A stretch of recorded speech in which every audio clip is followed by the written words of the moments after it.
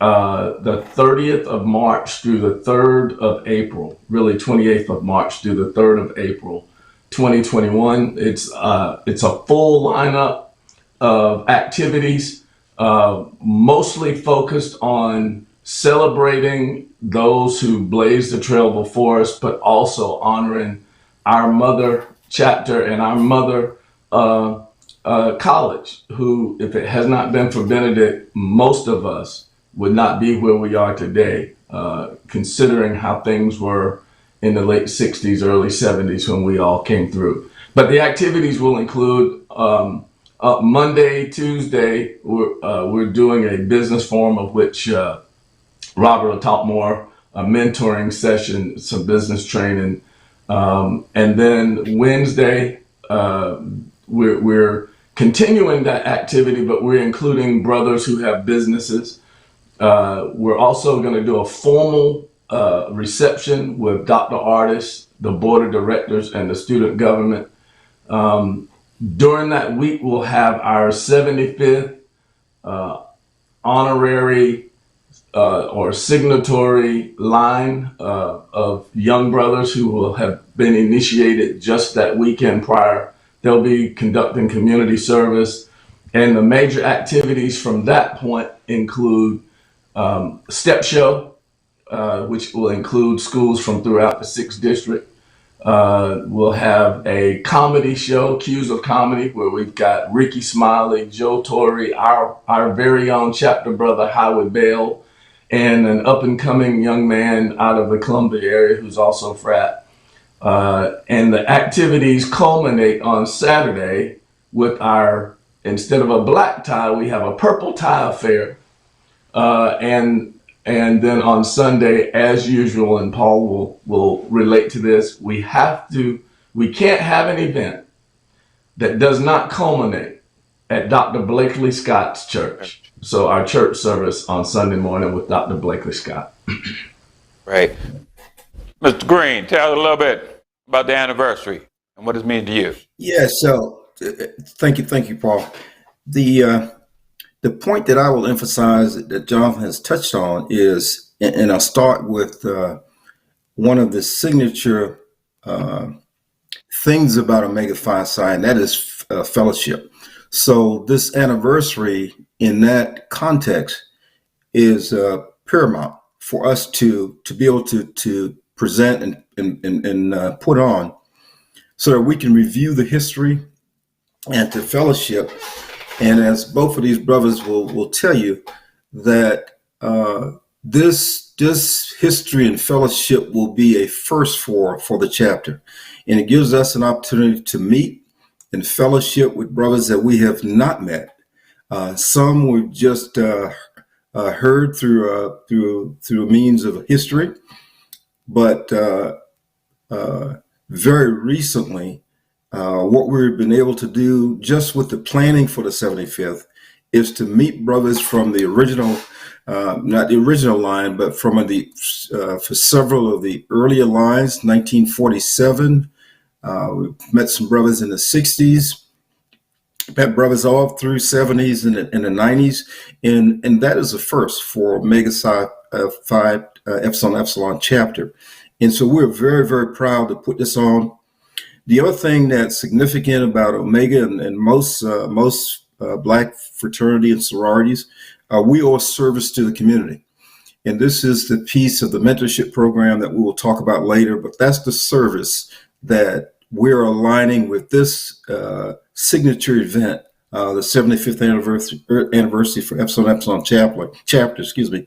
This is the community service piece that we're doing along with the other event that Jonathan mentioned earlier, and it gives us an opportunity to give back to the community as we develop not only young brothers and sisters within not only the Columbia community, because as you can imagine, Omega has Epsilon chapter have brothers of the world, and we're tapping into that resource so that we can make this community project much larger than Columbia, but instead extend through the 50 plus states in the United States and abroad.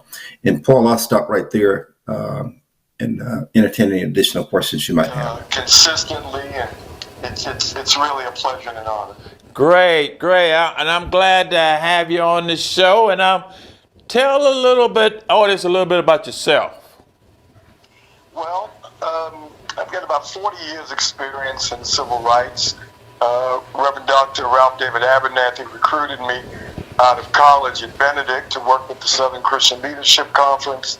I've worked as executive secretary for the NAACP out of Atlanta. Served in the Kansas State Senate for a little while. And most of my work has been done through the Progressive National Baptist Convention, which is the denominational home of the late Reverend Dr. Martin Luther King.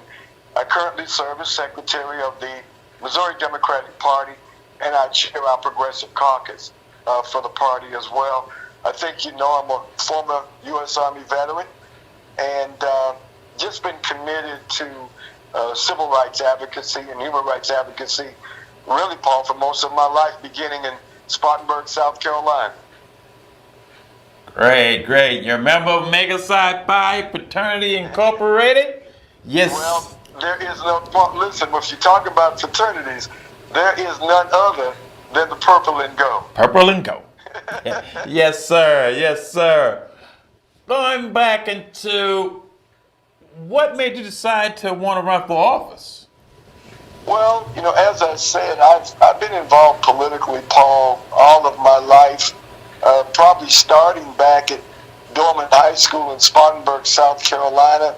I worked for a little while with Dick Riley, a former governor of South Carolina, helping to register and recruit college students around the state of South Carolina. Working with Reverend Jackson, also a fraternity brother, when he ran for president the first time. So politics has really been in my blood because I think that we've got to go from protest to politics to policy if really we're going to affect any change in our society, be it on the local level, the state level, or on the national level. And so I'm thankful that I've had a propensity, not simply for politics, but for public service, and bitten by the bug a long time ago and not able to shake it. Okay, what are 3 key messages that you want to have on your campaign, that you're talking about on your campaign? Well, particularly in Missouri, you've got to look at Missouri as being the center of America. Where the Midwest goes, oftentimes goes the rest of the country. And so as a civil rights veteran, I hope to bring some human rights advocacy to a Republican-led legislature here in Missouri. And I think that is important when we talk about issues of police violence, when we talk about reforming the criminal justice system, promoting common sense gun laws. Missouri has 3 cities in the top 15 of gun violence among African American men. There's St. Louis, number 1, Kansas City, number 4, and Springfield, Missouri, number 12 out of 15. And so we've got to work to advocate for common sense gun laws. We have the most lax gun legislation of any state in America. And just here in St. Louis last year, we had about 194 gun violent deaths. We normally average between 190 and 200, and we've done that over the last 10 years. And then we talk about climate change, and particularly environmental racism, lead poisoning, the reality of black communities that continue to suffer from landfills adjacent to our communities and dumps. And so we've got to begin water, the type of water that we're drinking, not as bad as Flint, Michigan, but the toxicity of our water. And so those are 3 things that I try to highlight. But unfortunately, Paul, there are really many, many more that affect particularly marginalized communities and African American communities in this state. And those are some of the things that that I want to go to Jefferson City and our legislature and really fight for. We've criminalized abortion in the state of Missouri. I make people very clear. I am very pro-choice. I may be anti-abortion in my understanding, but I'm very pro-choice in my position. And so we've got to begin to look at those things and look at it from the standpoint of advocacy in Jefferson City. Okay, I'm Frank McCleary, as you said, the mayor of Andrews, South Carolina, and born and raised there, and graduated from Andrews, South Carolina in 1982, and went on to Benedict College and was commissioned there as an officer of the United States Army, where I served for the past 29 years. And upon retirement in 2015, as I told Mr. Brown, I was then had a divine intervention, said I was going back home to become the mayor. And so here I am. So that's kind of in a nutshell. 29 years, we've seen a lot of things and traveled around the world. But now I find myself in Andrews and serving my second term as the mayor of that small town. So with being over 20 years in the military, what made you decide on getting into politics? Well, it wasn't politics itself. It was the fact that I love my town, and I saw the decline of the town for over two plus decades, and so I knew then that I needed to go back home to provide whatever assistance I can for that town to come back up. And so it wasn't a personal choice. I said it was a divine intervention. And here I am. And so politics it is what it is. Yes, but I see myself more as a leader in the town, and so that's where I am. And so we're that's what we're trying to get after. Okay. So describe that feeling when you were sworn into office as the mayor of Andrews, South Carolina. Well, I would tell you it was quite different. I'd done and seen a lot of things in the military, but this was different. I was back home.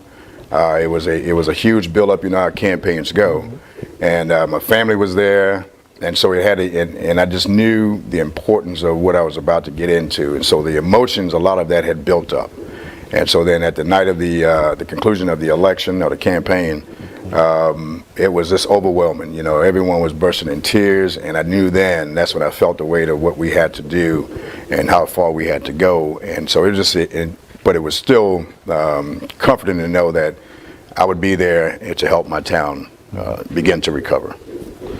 So describe that feeling coming from a childhood of Andrew to now being the mayor of Andrews, South Carolina. Oh wow, yeah. So then, as a child, and as I tell people, you look at the finished product. Not that I'm complete. But you look at the finished product and you would think that this was someone who has had it made throughout their lives. But in reality, as a child, we were in a home that really didn't have any insulation, no bathroom, no running water, that kind of stuff. We're talking about the 70s, and I graduated in '82. So my first real shower that I can say I owned was at Benedict College, the college that you and I went to. And so then coming from that and then maturing and moving through life, and coming back now to see how things have changed and how I've changed, now I can understand where I am now and where people are that are still struggling. Okay. And so then I bring a personal experience to trying to to understanding that you can move from where you are to where you need to be if you apply yourself. And so that's kind of how again I think that's what I bring is unique to this position.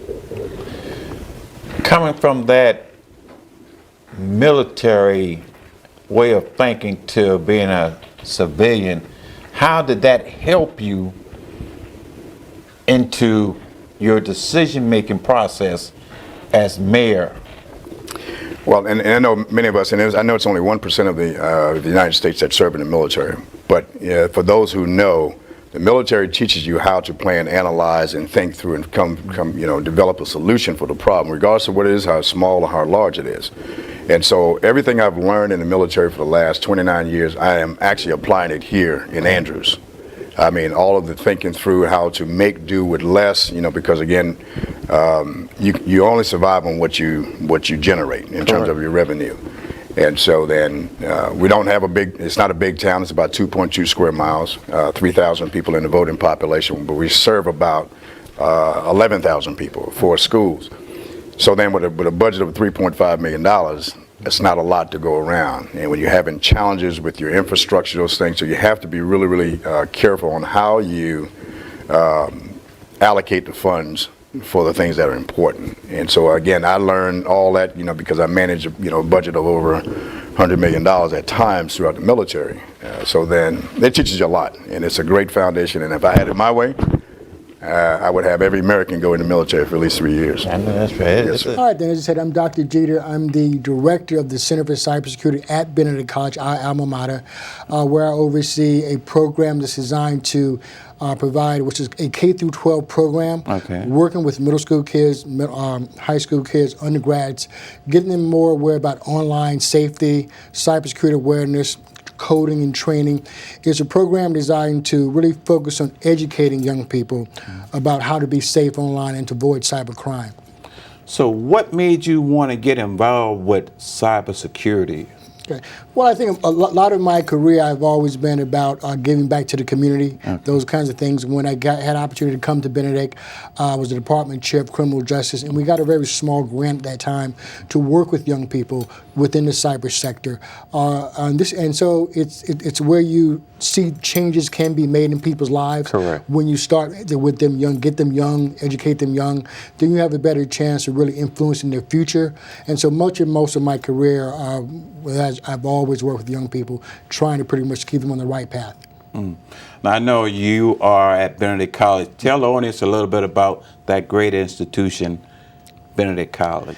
Well, Benedict is an HBCU. Correct. We have over a liberal arts institution, a little more than 2,000 students. It's a growing institution. We have a brand new president, Dr. Rosalind Clark Artis, doing great things at the institution there as well.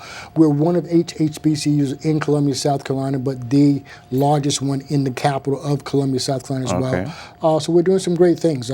We just also, what's going to happen, July 1st, we launched our very first master's program, where now you have a chance to get an MBA in business at Benedict College, which is a great thing there. We have the great band of distinction there, doing great things with our outstanding marching band. Our students are doing very well. We have quite a few students who are traveling abroad this summer, from Africa to Italy to even Korea. So Benedict is really making their mark, as they say, the tagline, the best of BC, and I get to see that every single day, and we're very glad and proud of our institution that it is growing and is making a major difference, not only in the lives of young people, their families, but in the community, but in society as a whole. They're doing some great things in the college these days. How long have you been at Benedict as the chairman, and what made you decide to go back to Benedict? Okay. Well, actually, I came back home about 5 years ago. When I came back, I was the department chair of the Social Science and Criminal Justice Department about 5 years ago. And I would tell you that at that time, I was a department chair of Berkeley College in New York City. Got when there was an opportunity, job opening here at Benedict, and I talked to some people, and I thought about the fact of coming back home, and you don't get that chance that many times to come back to your alma mater, to do some great things, to work with some great people, and I saw it as a great opportunity. And so when I came back, I was a department chair for a couple of years, and then from that piece, I pretty much progressed into the cyber side of things and looking to work on the cybersecurity program to grow that project, which we have, and I think we've done a good job. Okay, tell the audience about the cyber camp that you have, and how did you get started with that? Okay, part of the cyber camp as a core component of the cyber camp, which is what is called a K through 20 a pipeline project. And we all know that cybersecurity happens every second of the day. It impacts all of our lives in multiple different kinds of ways. And one of the biggest problems within cybersecurity is not enough skilled workers to combat cyber criminals and cyber crimes, or to protect folks in that space. And so it's very important from the government on down to really educate the next generation, as they say, of cyber warriors, where they're going to come from. And so this is what this program is. It's funded through the Department of Energy and the National Nuclear Security Administration, and it's designed to train folks early, as I said, middle school, elementary school, junior high school. We had a chance to work with the local school districts, going into the schools, educating young folks about what is cybersecurity, how to be safer online, what you should and what you should not do, how better to protect your information, your family's information, things along those lines. And so we had an opportunity to really get into that space and to grow, which we have. This is the 4th year at Benedict where we're running a cybersecurity camp. From Benedict College, back in the day, back in the 80s, the 80s, the good 80s. Yes, you sir. remember those days? And also, I'm a member of Nabar Temple, number 128, also a member of Tuscan Lodge, number 38. And also proud member of Omega Psi Phi. I'm a life member of Omega Psi Phi Fraternity Incorporated. Epsilon chapter was made. Okay? Yes, sir. Yes, sir. And you are a prostate and liver cancer survivor. Tell the audience a little bit about your experience as a prostate and liver cancer survivor. Oh wow, yeah. It's a beautiful thing because there's so many folks that suffer from prostate cancer. They suffer from prostate cancer and they suffer from liver cancer. I just happen to have both of them at the same time, and I was able to be treated at the same time. Pretty much what happened with me, I've been doing regular checkups and things of that nature, and it just so happened my PSA level was high, it was elevated. And that's something that we don't normally talk about as black men. We don't talk about going to the doctor a lot. We don't talk about certain things that happen when we have certain things that like liver cancer or prostate cancer that we don't even talk about that in our family. And that's one of the important things is to talk about that in our family. But in my family, I found out later on that we had some family members that had prostate cancer. So that matriculated, and I said, well, I've got to get this taken care of. I've got to get this checked out. So I had a biopsy. Biopsy is very invasive. A lot of times the doctors won't tell you exactly what goes into the biopsy. They'll say, well, it'll be a little bit of blood afterwards, da-da-da-da-da. Well, a lot of men, especially men of color, we don't want to do the biopsy because we feel that it's too invasive. It goes into the fact that we, put us to sleep, then they put a probe inside our butt and everything like that. So it's something we don't normally talk about, but it's something we have to expose ourselves to. But at the biopsy, found out that I had prostate spores in both sides of my prostate. So I had cancer spores in both sides of my prostate. So that was a big problem, and I had a number of ways I could have treated it. I decided to go with the route of just having the prostate removed. That's a big thing for us because, like I said again, we don't talk about that. Yeah, we don't talk about that as men. We don't talk about that because there are certain things that happen when you have that happen. When you do those procedures, there's certain things that happen. You get erectile dysfunction. You have you may have urination where you can't control your urination. You can't control your urinary tract. It is so much that happens with that. So we tend to shy away from it. So, Sir, Okay, good to see you. Voice. Can't hear. At the bottom, we have Mr. Cedric Malone. Can I hear you? Cedric Malone. I'm here, Brother Paul. And we have Dr. Leon Jeters to the other left below me. How you doing there, Dr. Jeters? Good to see you, Brother Brown. Good to see you. Great.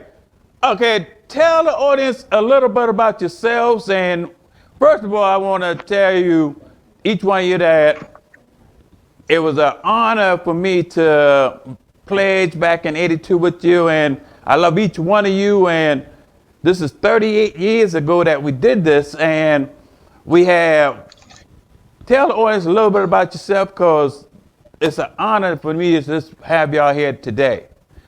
First, we're going to talk to Mr. Wilford Rogers. Tell the audience about yourself and what you're doing right now. Thank you, sir. I met Paul and pledged with him in February of 1982, and we were all together at Benedict College, and now I am administrator at an alternative school in Columbia, South Carolina. We do alternatives. We have an alternative program in the Richland County School District number 1. where we try to change the lives of students and get them on the right track. I've been doing it for 29 years, and if the Lord's willing, I don't have much longer to go in the school system. It's about time for me to retire. All right, Brother Rogers. Below him, we have Cedric Malone. Tell us about yourself there, Press. Be glad to. Born and raised in St. Louis, Missouri, and then came to Benedict College in 1981 and met up with the line that's now the endangered species in spring of 82. Started preaching the gospel of Jesus Christ when I was 18 years old. And now I'm the pastor of the Greater Mount Zion Baptist Church, been there for 25 years. And I'm also the chaplain since 2004 at the Roanoke City Jail. Great, great. Now we have Leon Jeters. Tell us about yourself there. Well, first of all, it's always difficult to follow distinguished gentlemen as you guys are. But I guess the issue is that we all met when we were young men back at Benedict College. We met it as primarily as that initial line of endangered species and been friends and brothers and family ever since. And that's a long, long time. I'm originally from South Carolina, Low Country. Uh, Graduated Benedict, and after that, I went to New York to be a filmmaker. And fast forward from filmmaking and things like that, I got into a lot of career changes and advocating for social justice issues, and eventually became a criminologist. Uh, in long story short, got a master's from John Jay, got a PhD. Currently, I'm the department chair back at our alma mater, Benedict College, where I oversee the Criminal Justice Administration Social Science Building. In addition to that, I also created and launched and operate now the Benedict College Cybersecurity Center. So basically, I think that it's very important for all of us that we were all, young leaders and young strivers committing to community service. And to this day, we're all still, we hold that creed dear. So it's good to be here. Good to see everybody. Glad to be a part. Okay, and we have